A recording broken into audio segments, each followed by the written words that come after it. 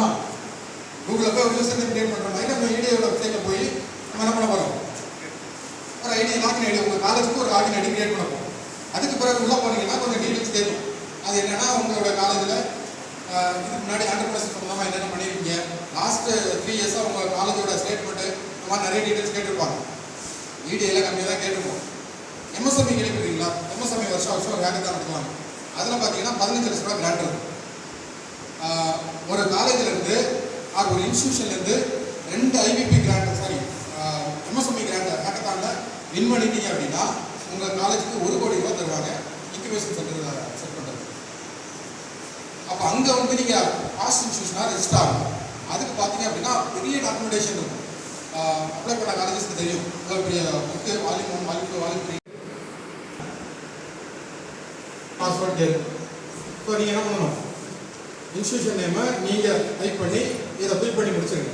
Fill பண்ணி முடிச்சுட்டு user name password அடிச்சு திரும்ப உள்ளே போகணும். உள்ளே போகும்போது சர்வீஸ் ரெக்வஸ்ட்னு ஒன்று இருக்கும். வெளியே வந்து யாராவது ஒருத்தர் அப்ளை பண்ணுறாங்க அப்படின்னா நானே சரி, இப்போ இந்த ஐவிபினால காலேஜ் ஏதாவது பண்ணிருந்தா ஈடியை ஸ்டூடெண்ட்டுக்கு அந்த பணம் கொடுக்க மாட்டாங்க. அப்போது ஸ்டூடெண்ட்டு யாரோ ஒருத்தர் இன்னோவேஷன் ஒருத்தர் ப்ரோக்ராம் அப்ளை பண்ணுறாங்க அப்படின்னா அவங்க ஒரு நாலேஜ் பார்ட்னர் மூலமாக தான் அப்ளை பண்ண முடியும்.